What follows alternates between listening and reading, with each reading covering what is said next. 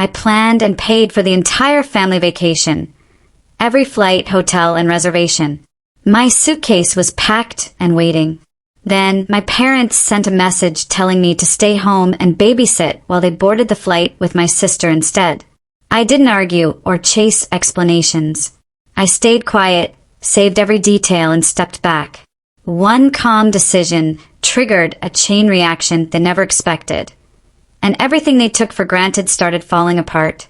Before I reveal how that decision unraveled their perfect getaway, take a moment to support this channel, subscribe, and drop a comment about where you're watching from. It helps stories like this reach the people who recognize themselves in them. My name is Alara Moore, and that message arrived while the house was still quiet in the way mornings are right before something good happens. My suitcase stood upright by the door, zipper pulled tight, shoes aligned beneath it like punctuation marks. Weeks of planning had led to this moment, our family anniversary trip to Redwood Valley, every detail arranged with care. Flights timed so no one rushed. A suite overlooking the hills. A vineyard tour followed by a private dinner at a restaurant my parents once spoke about with soft nostalgia, as if it held a version of them that still believed in effort. I had zipped the last pocket when my phone chimed. Stay back and watch Serena's kid. She needs rest. We're flying out first. No greeting. No explanation. Just instruction. I read it again, standing in front of the hallway mirror, waiting for my reflection to react. It didn't. My face looked the same, calm, composed, practiced. I told myself it was a mistake. A message meant to include something else. A follow-up that would soften it. But nothing came. Then another message arrived from my mother, Maribel. Your sister's overwhelmed. Please be understanding. Understanding. The word sat heavy in my chest. It always had. Serena was 5 years younger and somehow always needed saving. She needed understanding when she borrowed my car and returned it scraped.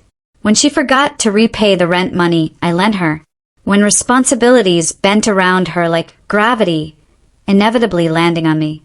And now she needed understanding badly enough to take my place on a trip I built and funded. I sat on the edge of my bed, phone in my hand, the quiet suddenly loud. Memories surfaced uninvited. Waiting soaked after swim practice because Serena was picked up first, handing over birthday cash so she could buy a prom dress that wouldn't humiliate her. Cooking during holidays, cleaning after, then stepping out of photos because someone had to hold the camera. This wasn't new, but this was precise. I opened my laptop and pulled up the travel folder I kept obsessively organized. Receipts, confirmations, notes, my handwriting everywhere. Or at least it had been. I checked the airline app. My reservation wasn't there. I refreshed. Logged out. Logged back in. Still nothing. My email inbox was worse. No booking confirmations. No updates. It was like someone had reached in and removed every trace of my involvement. My stomach tightened, not with panic but with recognition. This wasn't an accident.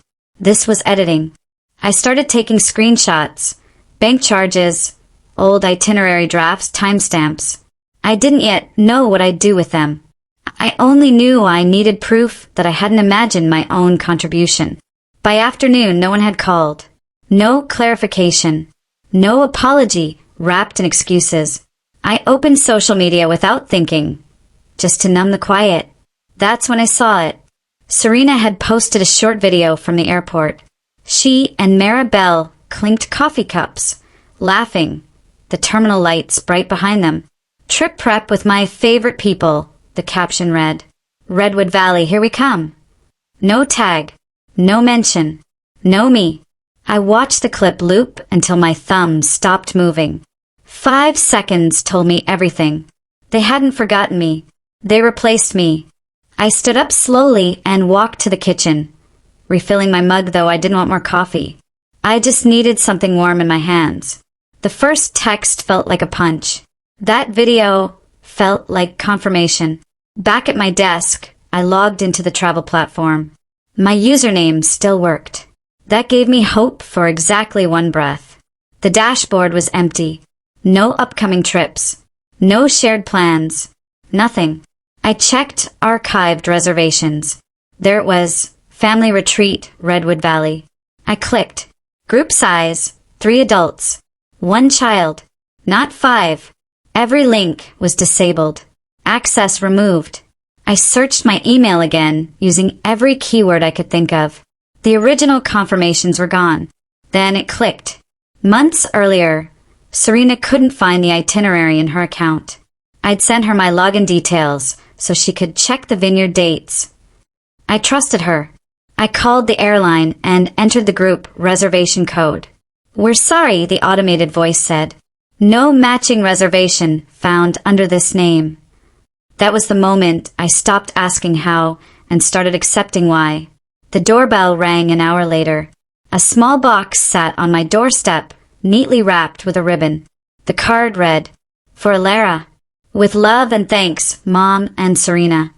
Inside was a pale leather travel pouch, the same one I'd casually admired weeks ago while browsing online together. A thank you gift. For stepping aside. For paying without participating. I set it on the counter like it weighed too much. I opened my planner and flipped to the trip section. My handwriting filled every page. Notes, reminders, color-coded tabs. I stopped planning and started circling. Patterns I'd ignored. Messages left unanswered.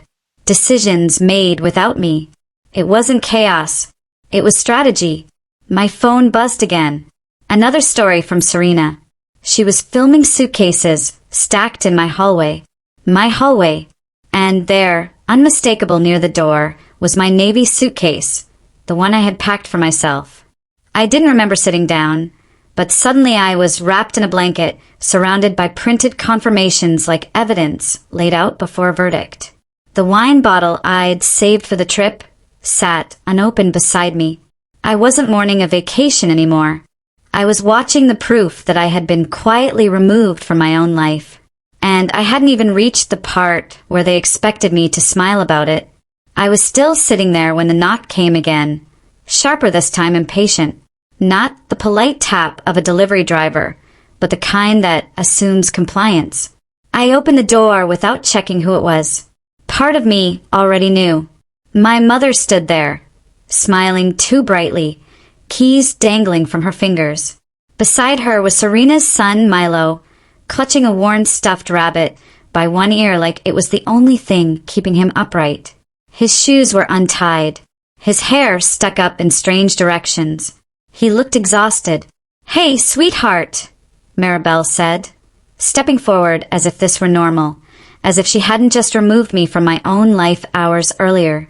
"We thought it'd be easier if you started watching him today." She nudged Milo gently toward me.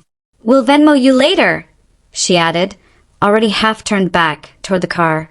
"Serena has errands before the flight."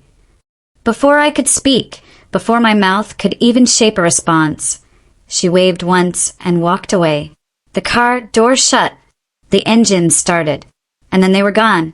I stood there with the door open, staring down at a child who wasn't mine, holding responsibilities I hadn't agreed to, watching taillights disappear down the street. Milo looked up at me with the unfiltered honesty only kids have. "Do you have the cereal with the chocolate dinosaurs?" I closed the door slowly.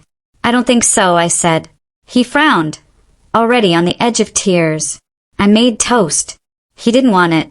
I scrambled eggs. He dropped half of them on the rug.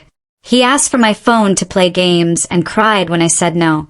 It wasn't even noon. I tried calling my mother. Straight to voicemail. Serena didn't answer either. 3 rings, then silence. This wasn't temporary. This wasn't miscommunication. This was delegation.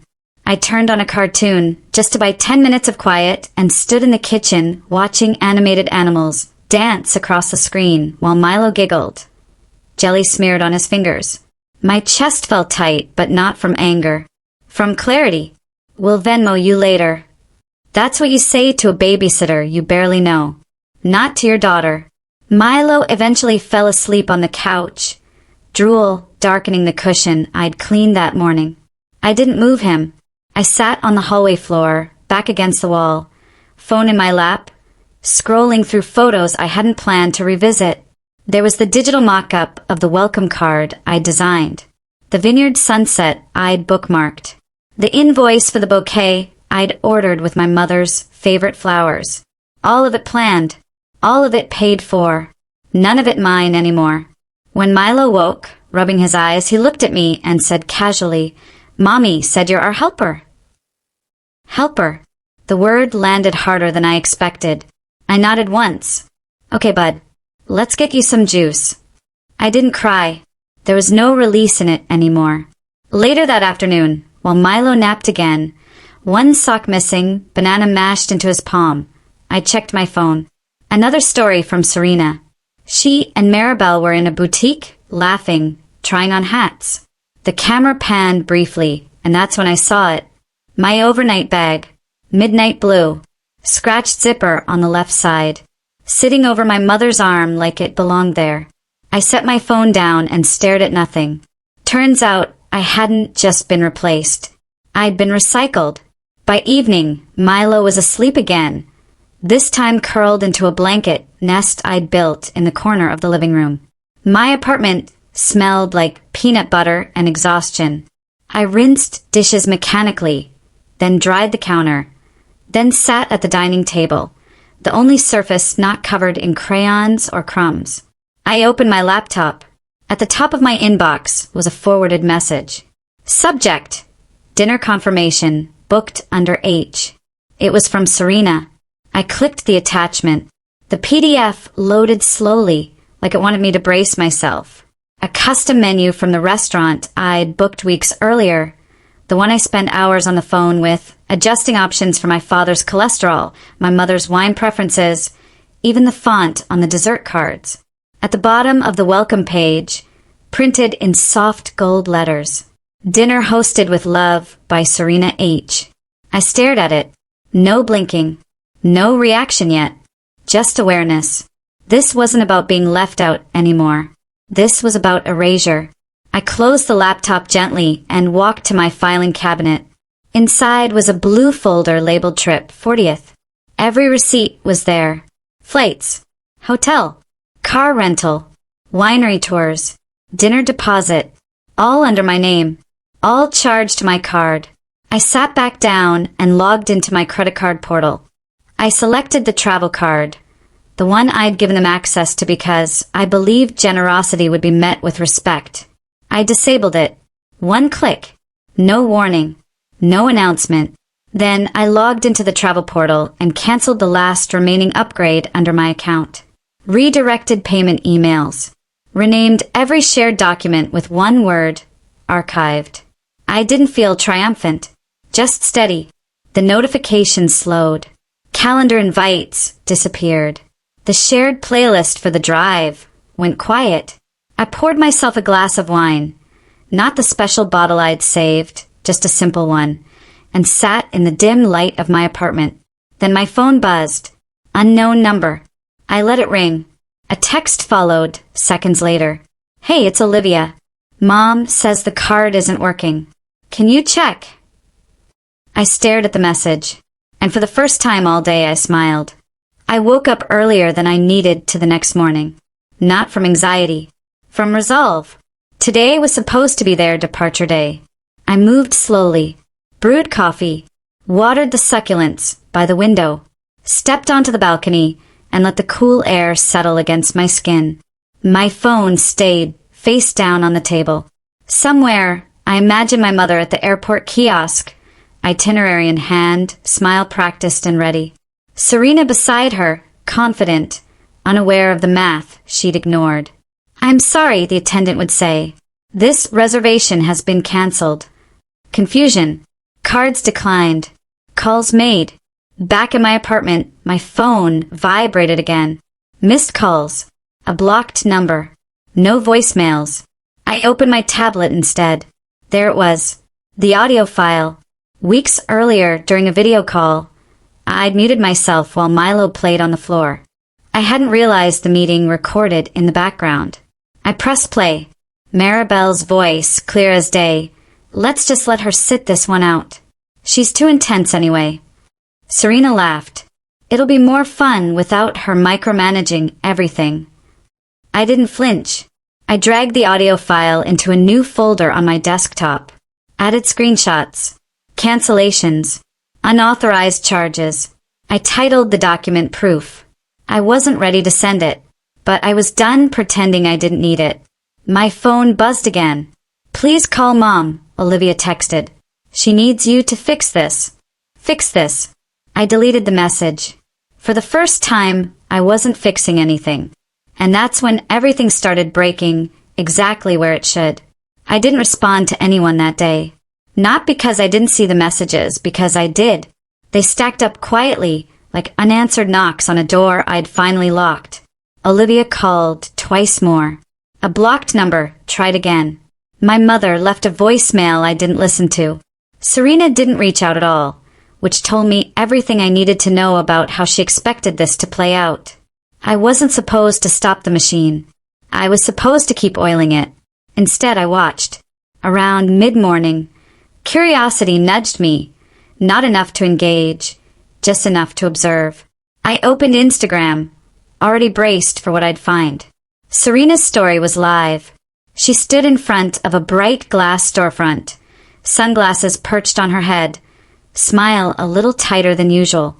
Travel hiccups, she laughed, waving a manicured hand. You know how it is. The camera panned briefly to my mother beside her, lips pressed thin, eyes darting away from the lens. I replayed it once. No apology, no accountability, just performance. I closed the app and turned back to my laptop. The folder labeled Proof sat open, quiet and unassuming. Inside were screenshots, PDFs, bank statements, the audio file I still hadn't played all the way through again. It wasn't dramatic. It was clean, factual, devastating in its simplicity. I opened a new document and began arranging the files, not with the intention to expose, but to understand. Timeline first, then payments, then edits, names changed, hosts reassigned, confirmations overwritten.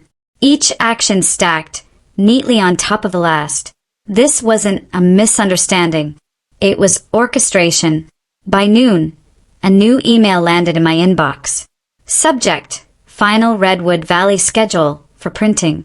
I almost laughed. I opened it. The PDF was glossy, styled like a magazine spread.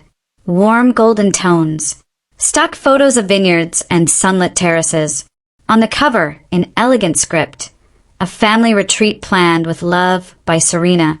Inside were pages of itinerary, spa days, tastings, hikes. Quotes attributed to my mother. A full schedule. Every detail I'd originally designed, repackaged, renamed, redistributed. My fingerprints were everywhere, but my name was nowhere. They didn't just erase me. They replaced the narrative.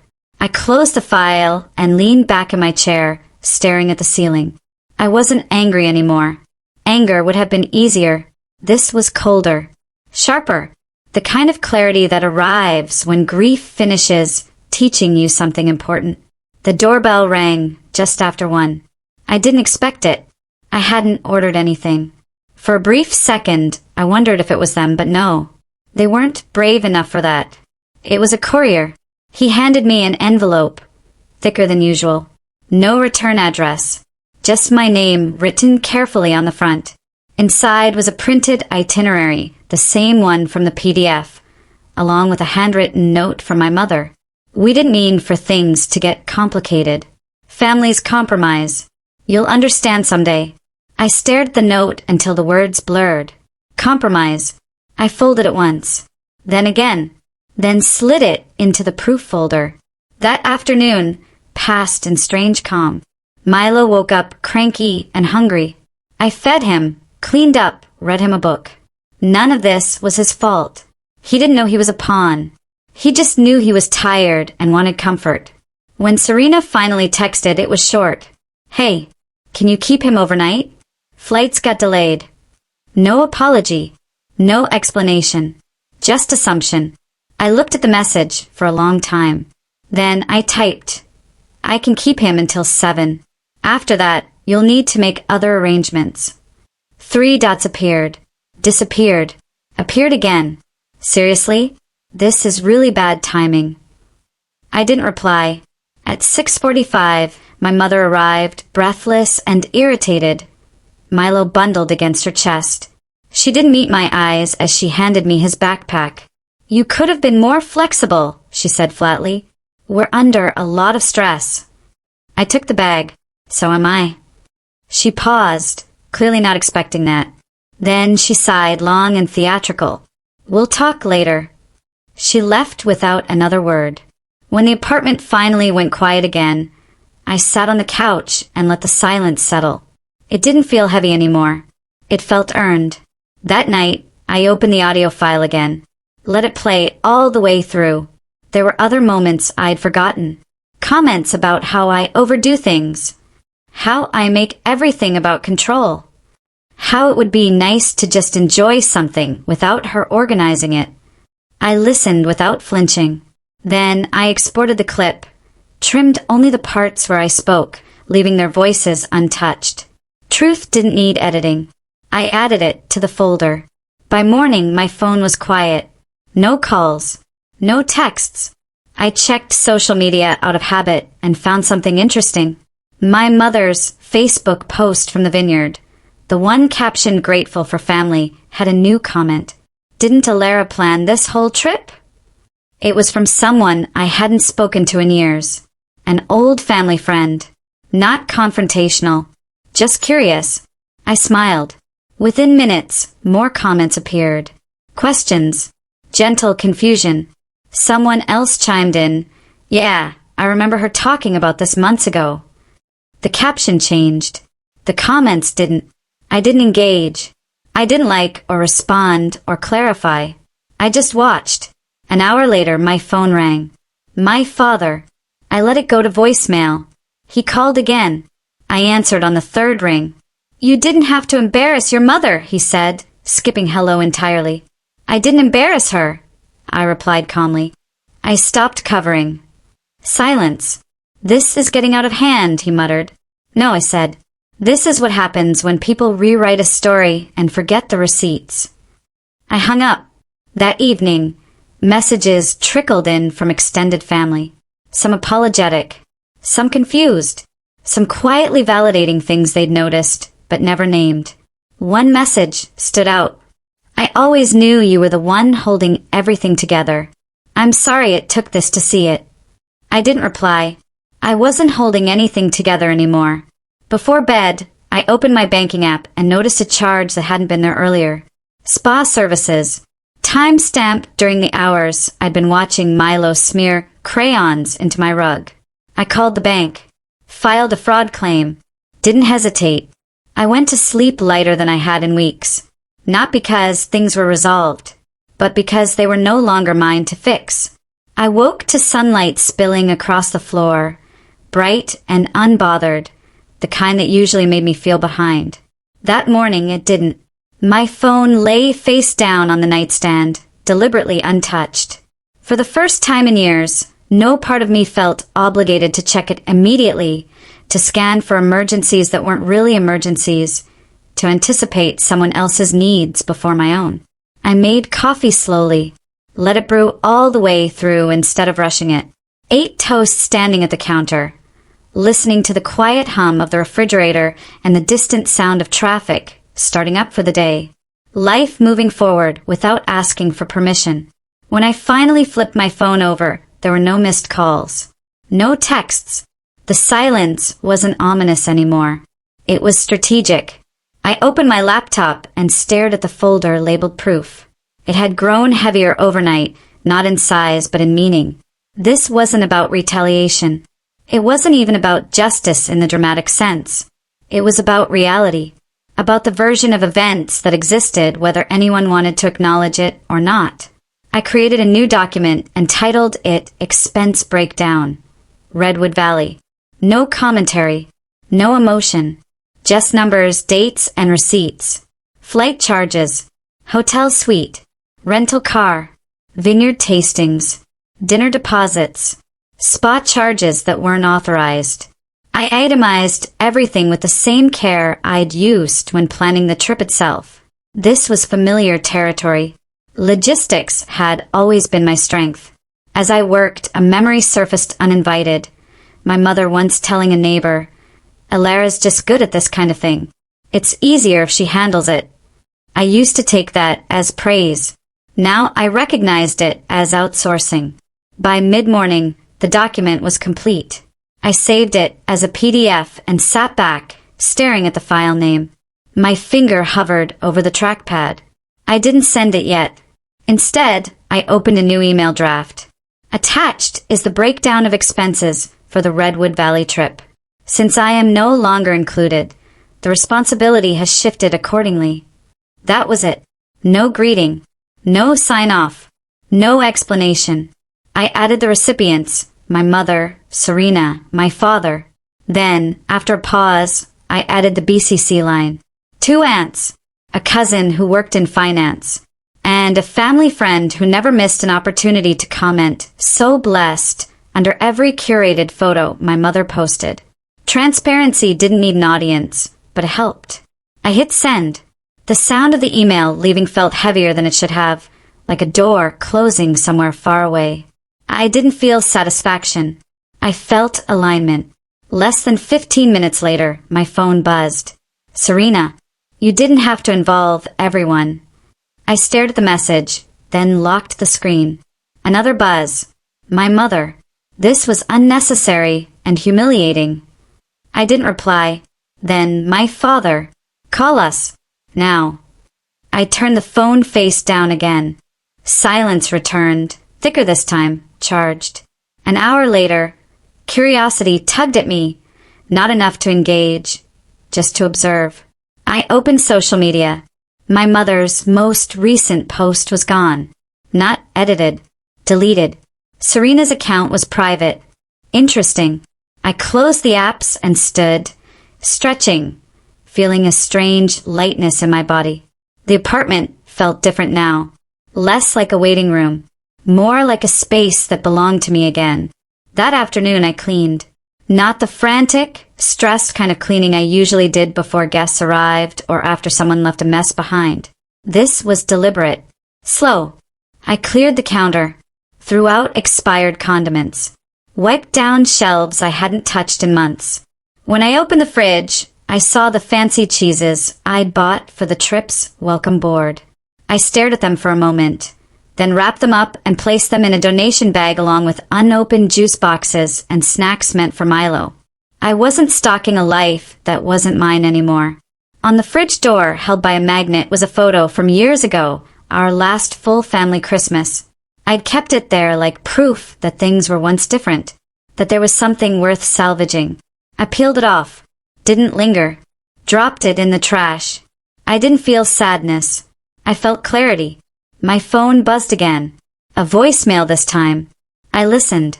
"Elara," my mother's voice said, tight and controlled. "This has spiraled. People are asking questions. You've always been dramatic, but this was crossing a line." I saved the voicemail. Then I renamed it. Boundary, Audio 3. That evening, a message came through from my aunt. "I always knew you carried more than your share. I'm sorry we let that happen." I didn't respond. Gratitude didn't require conversation. Another message followed from a cousin. "Honestly, about time someone said something." I smiled faintly and put the phone down. Later that night, I opened my laptop again and moved the proof folder onto an external drive. Labeled it boundary. Not leverage. Not a weapon. A line. Just before bed, my phone lit up once more. Olivia. A voicemail. I listened reluctantly. "Hey, it's me. Things kind of blew up. Tiff left. Said the trip showed her things she didn't want to deal with. I don't really have anywhere to go right now. Thought maybe." I deleted the message halfway through. The weight they'd placed on me for years was finally shifting. Let them feel it. The next morning, I woke early again, but this time with intention. I opened the travel app, the same one that had been wiped clean days earlier. The interface was blank, waiting. For the first time, I didn't check anyone else's calendar. I booked a solo train ride to Seabrook Point. First class cabin. Ocean-facing seat. No shared itinerary. No group chat. No approvals. The hotel I chose had no televisions and no room phones. Intentional disconnection, the description said. Perfect. I packed light. 1 sweater. 2 books. My old leather notebook. As I zipped the bag, my phone buzzed. A new post from my mother. A filtered family photo at the vineyard. Serena at the center. My mother holding her arm. Caption, "We miss who you used to be." I stared at it for a moment, then whispered, "You miss who never said no." I saved the image to a folder I titled Patterns. Then I turned my phone off. At the train station, the air felt crisp like a beginning. I found my seat by the window and watched the platform slide away as the train pulled out. A little boy across the aisle looked at me curiously. "Are you traveling alone?" he asked. "Yes," I said, smiling. And for the first time, the word felt like freedom.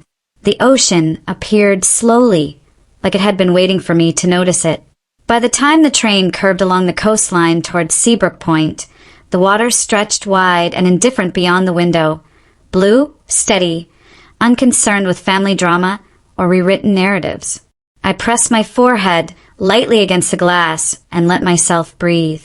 Not the shallow, prepared kind of breathing I'd perfected over years of anticipating other people's moods, but the deep kind that settles somewhere behind the ribs and stays. At the small station, no one waited for me. No texts asking where I was. No calls demanding updates. I stepped onto the platform with my carry-on and felt something unfamiliar rise in my chest. Relief. The inn was a 10-minute walk from the station, tucked between weathered pines and the shoreline. When I checked in, the woman at the desk smiled warmly and slid a brass key across the counter. "No televisions, no phones in the rooms," she said, almost conspiratorial. "Most people either love it or panic." "I love it already," I replied. My room faced the water, a small balcony, white curtains that moved with the breeze. I set my bag down and stood there for a long moment, listening to the waves. No notifications. No voices telling me what I should be doing. Just space. That first evening, I walked along the shore until my legs ached. The tide rolled in predictably, honestly. I thought about how much effort I'd poured into managing unpredictability, other people's emotions, expectations, silences. Standing there, it struck me how exhausting it was to live in constant readiness. Back in my room, I opened my notebook and wrote 1 sentence. I am not difficult. I am just done being convenient. I slept better than I had in months. The next morning, curiosity, not anxiety, nudged me awake. I made tea, wrapped myself in the inn's oversized blanket, and finally opened my laptop. Not to check messages, not to monitor damage, to write. Years ago, I'd started a private blog called Things I Didn't Say. It was buried deep in the internet, unshared, untouched. A place where I'd once tried to name feelings without consequence. I hadn't opened it in years. Until now. I uploaded a single post. No names. No locations. Just facts. A timeline. Receipts. Screenshots with identifying details blurred. The audio clip, short, trimmed to 1 sentence. Let her sit this one out. That was all. The title was simple. What happens when you're not invited to the vacation you paid for? I didn't add commentary. I didn't frame it as betrayal or trauma. I just laid out what happened. The numbers, the edits, the silence. Then I closed the tab. By lunchtime, my phone buzzed, not with family messages, but notifications from platforms I hadn't expected. Comments, shares, private messages from strangers. I've lived this exact story. Thank you for writing what I couldn't. This isn't about a trip. It's about being erased. By afternoon, the post had migrated into parenting forums, financial advice threads, quiet corners of the internet, where people talked about invisible labor and unacknowledged contributions. Someone shared it under the heading Invisible Daughters. I felt no urge to respond. The story wasn't mine anymore. That evening, an email arrived from a lifestyle editor asking if I'd consider an anonymous interview. I read it once, smiled, and replied politely declining. I didn't want amplification. I wanted peace. When I returned to the inn after dinner, the receptionist handed me an envelope. For you, she said. Inside was a wedding invitation. Serena's name sat at the top embossed in gold. Her fiancé's name beneath it. My chest tightened, not because of Serena, but because I recognized the name. Someone I'd dated years ago. Someone she'd met through me. The card read, "We know things have been rocky, but we'd love for you to be part of our day." One guest allowed. I laughed softly. They always wanted me present. Just smaller, quieter, useful but invisible. In my room, I filled out the RSVP. Declined. I slipped a small note inside the envelope. No explanation. Just 4 words. Some seats aren't worth filling. I left it at the front desk the next morning. The days passed gently after that. Morning walks. Tea on the balcony. Pages filled in my notebook. I didn't check social media. I didn't track reactions. But the ripple reached me anyway. Messages from old friends. Colleagues. A former professor who wrote, "Boundary setting looks good on you." A co-worker who admitted, "I've been watching you hold everything together for years. This was overdue." I read them without obligation to reply. One evening, curiosity tugged again and I opened Instagram. My mother had posted another photo. The same vineyard backdrop. The same curated smiles. Caption, "Grateful for family who always shows up." But the comments had changed. Didn't Alara plan this? I thought she paid for everything. Why isn't she there? Questions stacked faster than answers. The caption was edited within minutes. Screenshots lasted forever. Later that night, my phone rang. My father. I let it ring once. Twice. Then answered. "This has gone far enough," he said, voice strained. "Your mother is devastated." I didn't devastate her, I replied calmly. I stopped lying for her. "You're tearing the family apart." "No," I said.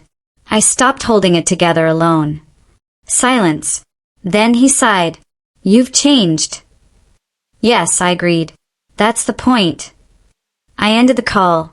The next morning, I checked my bank account out of habit and noticed a new charge. Spa services. Time-stamped during the hours I'd been babysitting. I called the bank. Filed a fraud report. The representative asked if I was sure. "I'm certain," I said. I hung up and didn't think about it again. That afternoon, I walked into town and bought a second journal. Leather-bound. Clean pages.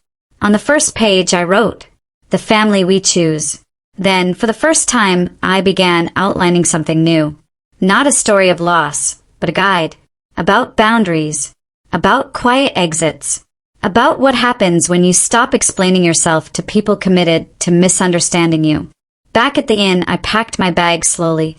Not with dread. With intention. Before leaving, I checked my email one last time. A message from Serena waited there. "You didn't have to turn everyone against us. This was family." I stared at it for a long moment. Then I screenshotted it, saved it to Boundary, and deleted the email. On the train ride home, the ocean faded behind me, but the steadiness stayed. I didn't feel victorious. I felt complete. When the conductor announced the next stop, I closed my notebook and looked out the window, already thinking ahead, not about what I'd lost, but about what I'd finally made room for. And for the first time, the future didn't feel like something I had to earn. The first thing I noticed when I stepped back into my apartment was how quiet it felt. Not abandoned quiet, not lonely quiet, but intentional. The kind of quiet that comes after you've finally shut off a machine that's been running non-stop in the background of your life. I set my bag down, kicked off my shoes, and stood there for a moment longer than necessary, just letting the stillness exist without needing to fill it. I didn't unpack right away. I made tea instead, the same way I had every morning at the inn, slow and unhurried. As the kettle warmed, my phone buzzed on the counter. I didn't jump for it. I finished pouring the water first. Let the tea steep. Then I looked. A voicemail. From a number I knew by heart, even though I deleted it from my contacts. I didn't play it yet. Instead, I carried my mug to the living room and sat on the couch, looking around at the space with new eyes. This apartment had held so many versions of me. The fixer, the planner, the fallback option. The one who absorbed chaos quietly so everyone else could remain comfortable. It struck me then that places remember roles just as much as people do. If I wanted this space to change, I had to let it. I pressed play. "Elara," my mother's voice said, thinner than I remembered. "I don't understand why you're doing this. We raised you better than this. Families don't keep score." I stopped the message halfway through and stared at the blank television screen. Families don't keep score. I laughed once, sharp and humorless. They don't have to, when one person is always carrying the weight. I deleted the voicemail and didn't feel guilty. The guilt had burned itself out days ago, leaving only clarity in its place. That evening, I unpacked my bag methodically. The sweater from Seabrook Point went back into the closet. The notebooks onto the desk. I paused when I reached the old leather one, flipping through the pages I'd filled during my time away. Observations, sentences that felt like doors opening, plans that didn't include anyone else's approval. I left it open. The next morning, I woke to a different kind of urgency. Not panic, not obligation, but momentum. I brewed coffee and sat at my desk, opening my laptop with purpose. The folder labeled Boundary stared back at me. I didn't add to it. Instead, I created a new one. Forward. Inside, I began outlining things I'd postponed for years. Professional goals I'd talked myself out of because someone else always needed something more urgently. Trips I'd dismissed as selfish. Projects I'd shelved because they didn't serve anyone but me. By noon, my phone buzzed again. This time it was a message from Dana, the old college friend who'd unknowingly cracked the dam with a single question online. "I hope you're okay," she wrote. "Things are loud on our end." I hesitated, then replied honestly, "I'm better than I've been in a long time." She sent a heart. Nothing else. That afternoon, the internet did what it always does when truth lands quietly but firmly. It spread. The blog post continued circulating, detached from me now, belonging to everyone who saw themselves in it. I didn't monitor it obsessively. I didn't refresh analytics. I let it exist without supervision. Around 3, my phone rang again. "Serena." I watched it ring until it stopped. A text followed almost immediately. "You've humiliated Mom. Everyone's talking. This didn't have to happen." I read it once, then placed the phone face down. 10 minutes later, another message. "Can we please talk like adults?" That one made me pause. Not because I wanted to respond, but because it perfectly captured the irony of the situation. Adults don't quietly transfer credit card access. Adults don't rewrite documents and erase contributors. Adults don't delegate childcare without consent and call it family. I typed a response, then deleted it. I didn't know her in education. By evening, a different number called. My grandmother. I answered immediately. "Elara," she said softly, her voice worn but steady. "I saw what they did." I swallowed. "I'm sorry you had to see it this way." There was a pause. "No," she replied. "I'm sorry it took this long for anyone to say something." She didn't ask me to fix anything. She didn't suggest reconciliation. She didn't defend anyone. She just said, "You were right to walk away."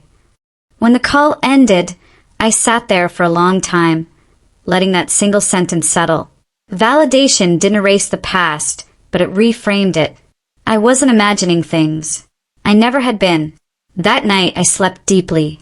The next day brought something unexpected. An email from my bank confirming the fraud investigation had been approved. Charges reversed. Account secured. It was mundane, administrative, and yet felt symbolic. I wasn't funding my own erasure anymore. Later that afternoon, I stepped out to the grocery store and ran into a neighbor I barely knew. We exchanged polite smiles. Small talk. "You've been traveling?" she asked, noticing the tan I hadn't realized I had. "Yes," I said simply. "Just for myself." She smiled wider. "That sounds nice." It was. When I returned home, another email waited for me. This one from a professional association I'd been part of for years, but never fully engaged with. They were forming a committee. My name had been suggested. Normally, I would have hesitated, checked calendars, asked who else would be involved. I accepted without overthinking it. That night, I cleaned out my contacts. Not dramatically, not angrily, just deliberately. Numbers that no longer served my peace disappeared. I didn't block anyone. I didn't announce it. I simply closed doors. 2 days later, the fallout finally reached critical mass.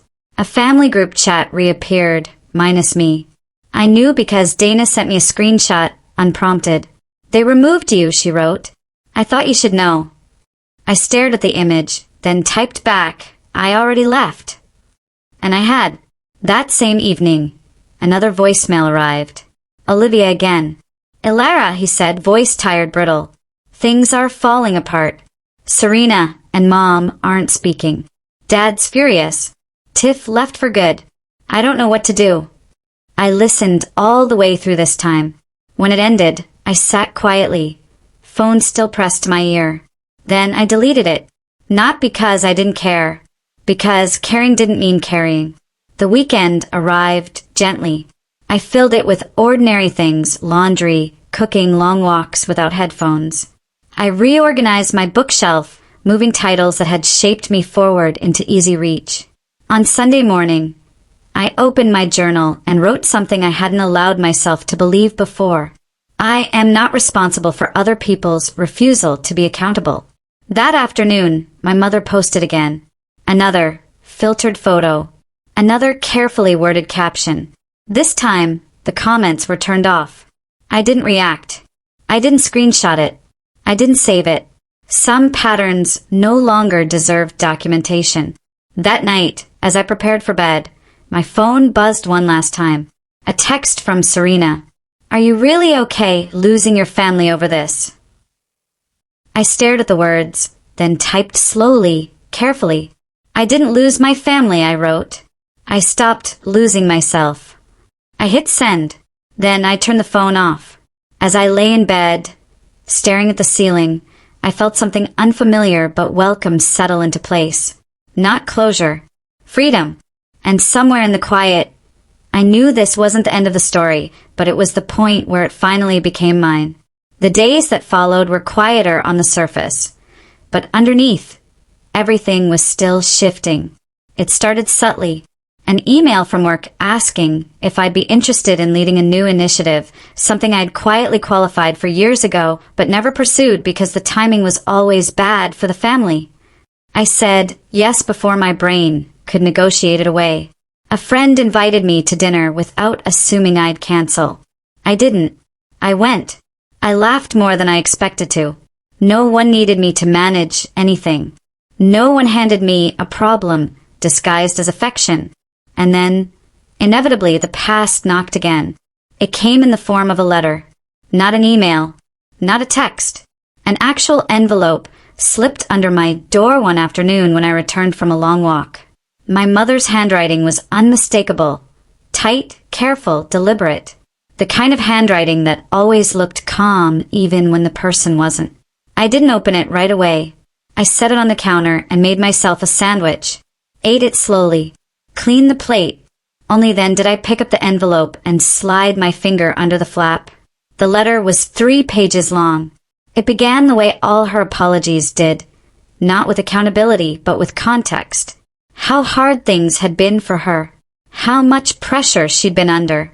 How she'd only wanted to keep the peace. How Serena was sensitive.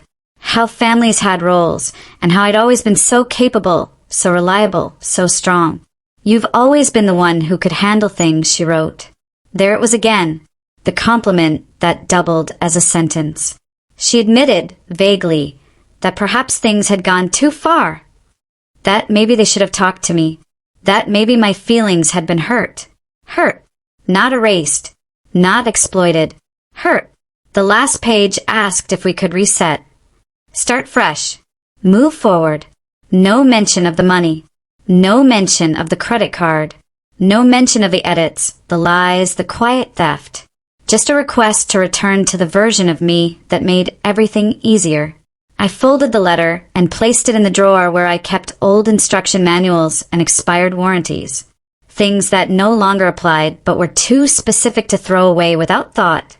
That evening I didn't respond. The next morning, my phone buzzed with a notification from my bank confirming the fraud case was officially closed. Funds fully restored. Account flagged. Protection in place. I exhaled. It wasn't about the money anymore. It was about the line. A few hours later, I received another message, from Serena this time. I'm pregnant. I stared at the screen for a long time. There it was. The reset button. The moment they always used to pull me back in. New life. New excuse. New reason why everything else should be forgotten. I typed nothing. Minutes passed. Then another message. I don't want things to be like this. I closed the app. This was the hardest part, the part no one warns you about when you finally stop playing your role. Not the anger. Not the backlash. The bait. They didn't come at me with cruelty now. They came with vulnerability. With life events.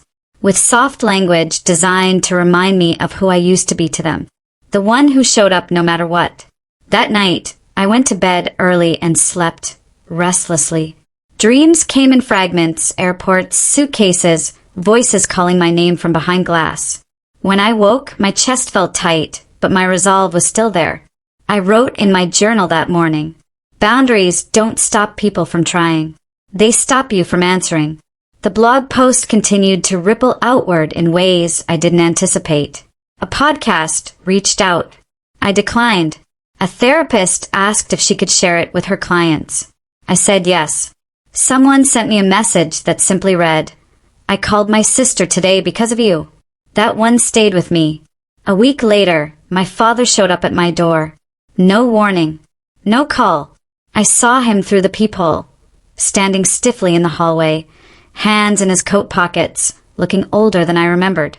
For a moment, my body reacted before my mind could catch up, heart racing, shoulders tensing, that old instinct to prepare for impact. Then I breathed. I opened the door. Elara, he said quietly. Dad. He didn't step inside, didn't ask to. He just stood there, eyes flicking briefly to the floor behind me, as if checking whether the space still looked like mine. Your mother's not doing well, he said.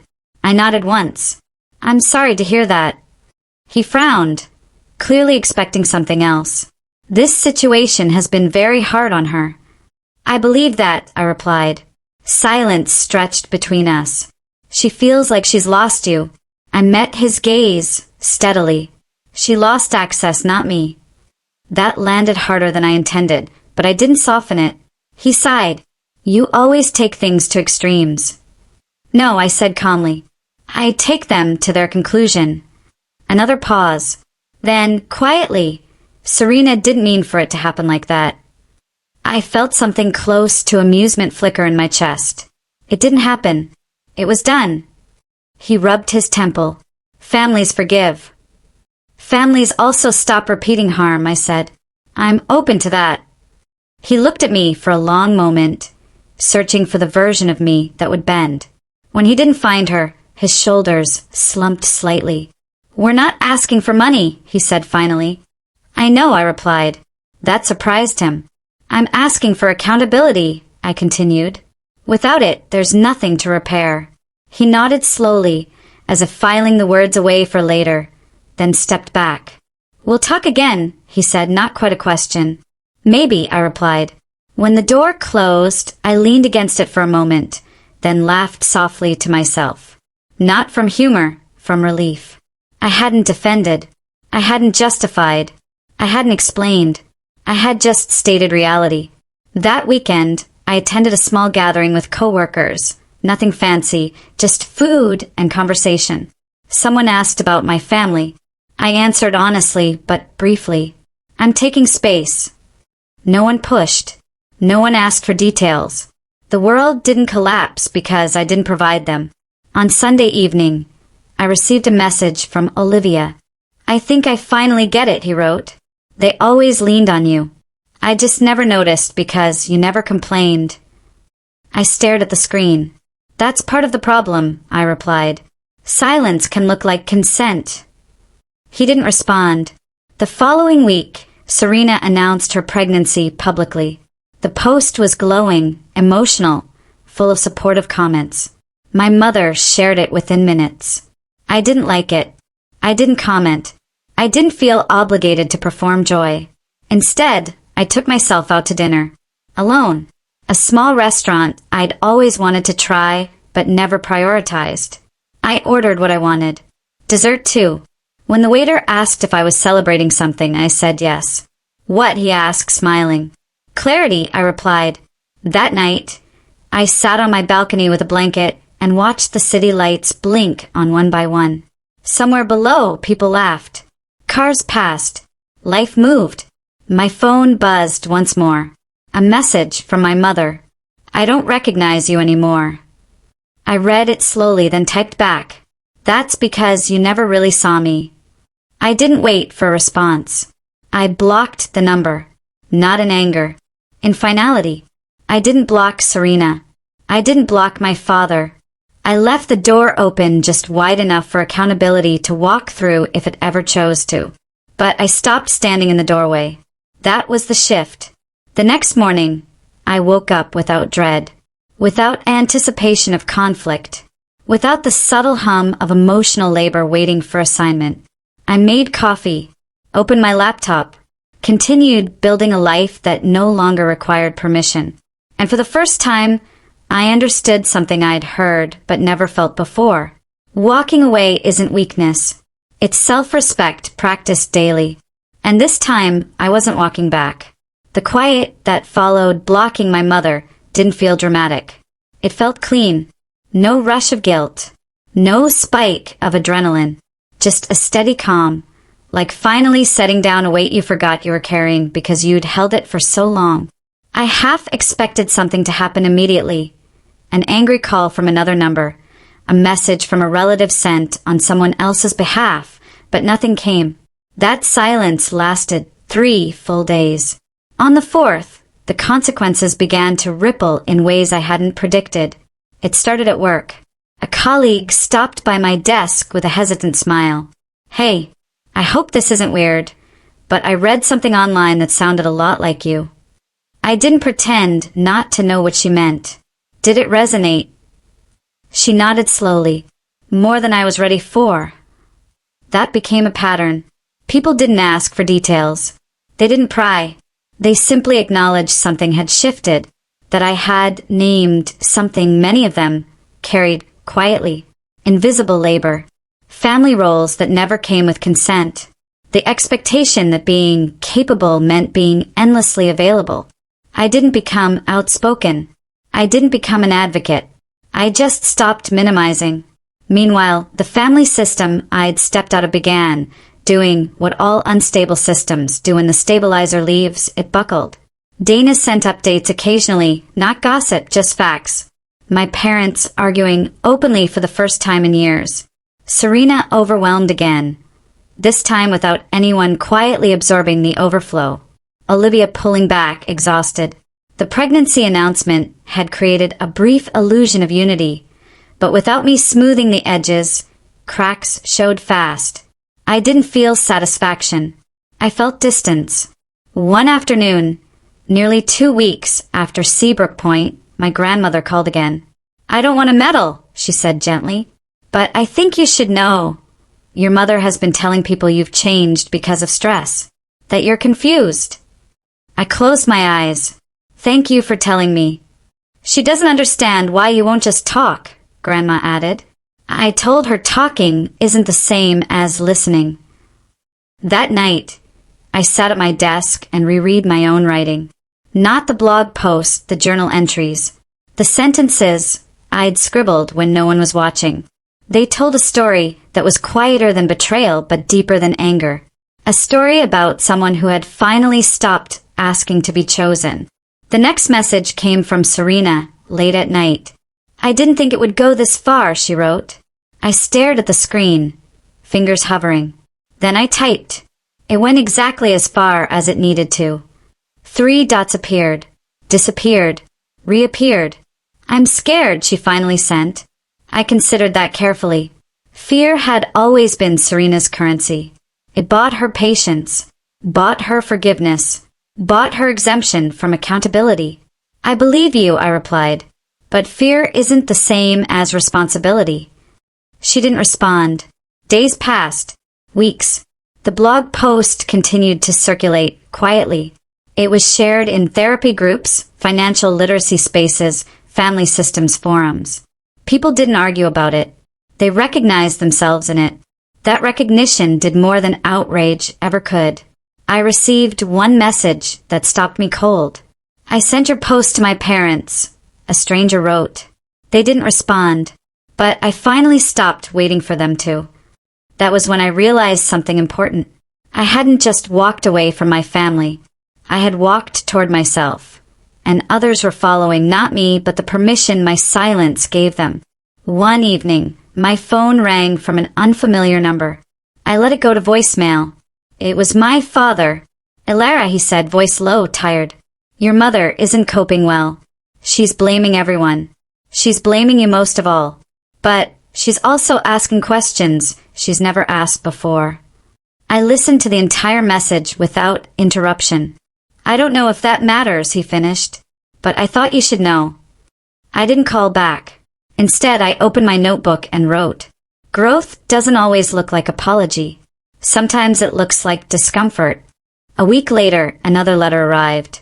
This one wasn't from my mother. It was from Serena. Handwritten. Crooked.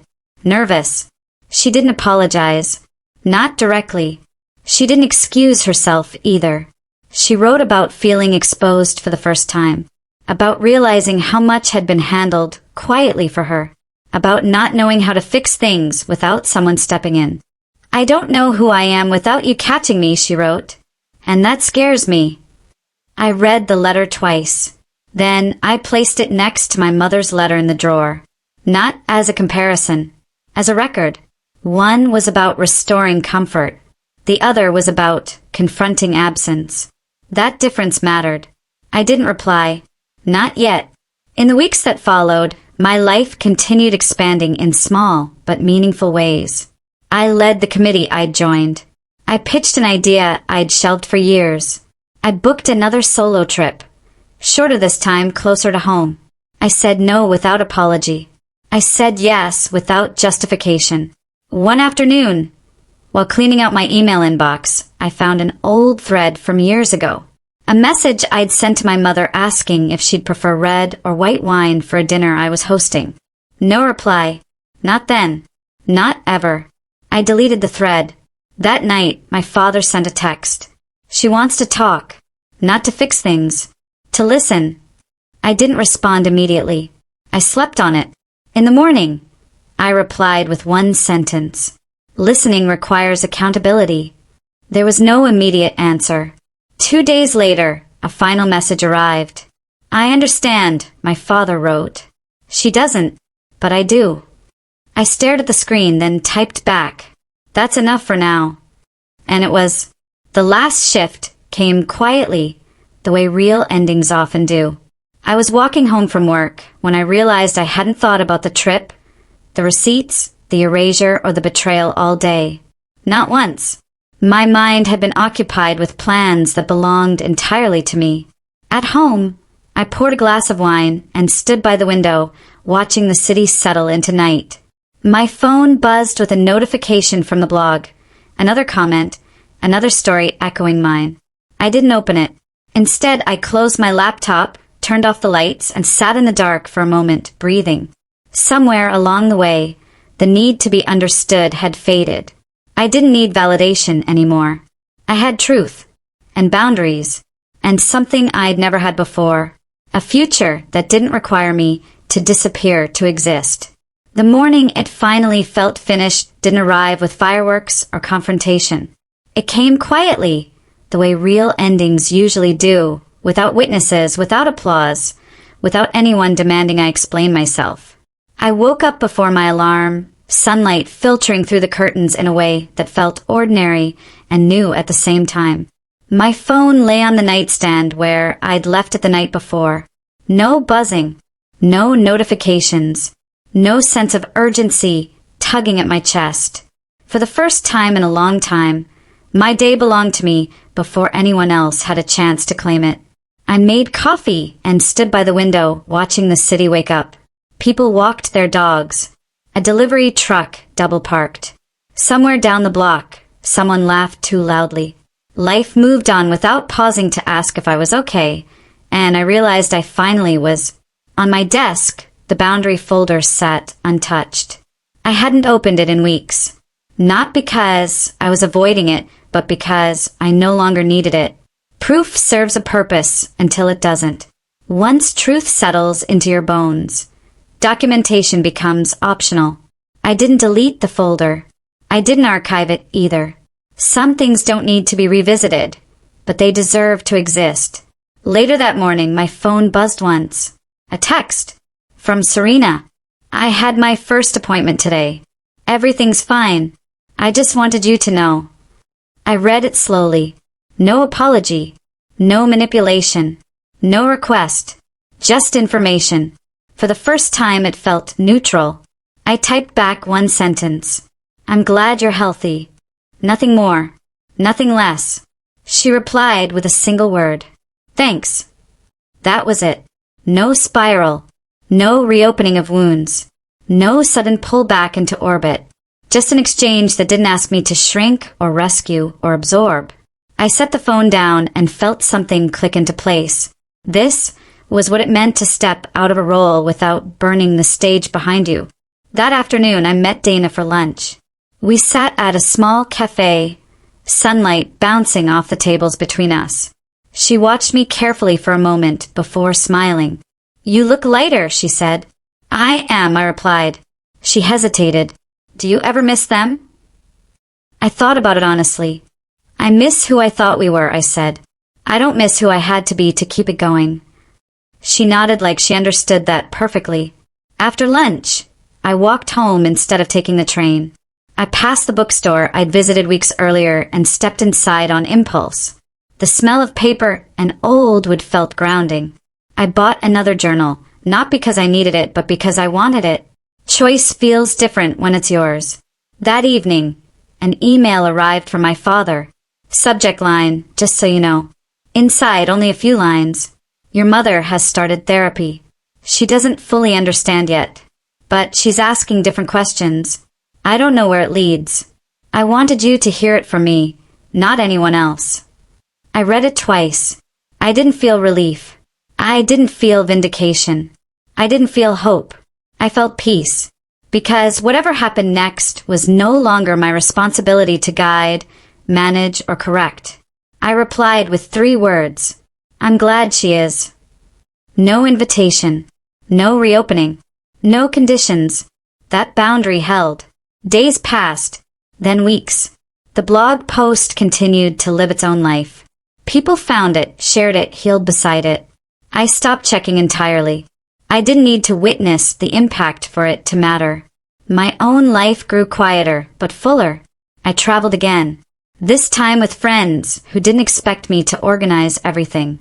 I learned to let someone else choose the restaurant. To arrive without a backup plan.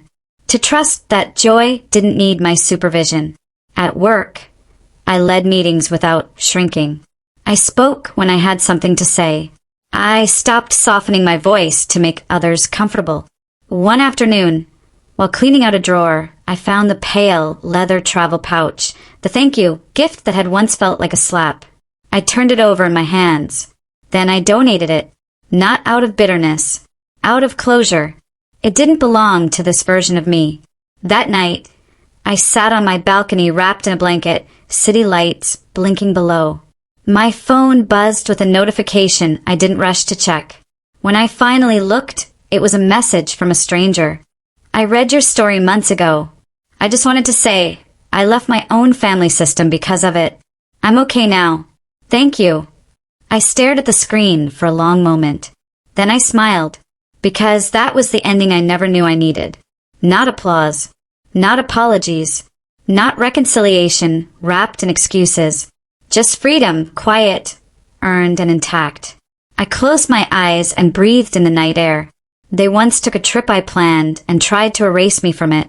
What they didn't realize was that erasing me from their version of the story gave me space to write my own. And I finally did. If my story resonated with you, if you've ever been the one who carried everything quietly, do me a small favor before you go. Subscribe to the channel and leave a comment telling me where you're watching from. Your support helps these stories reach the people who need them most.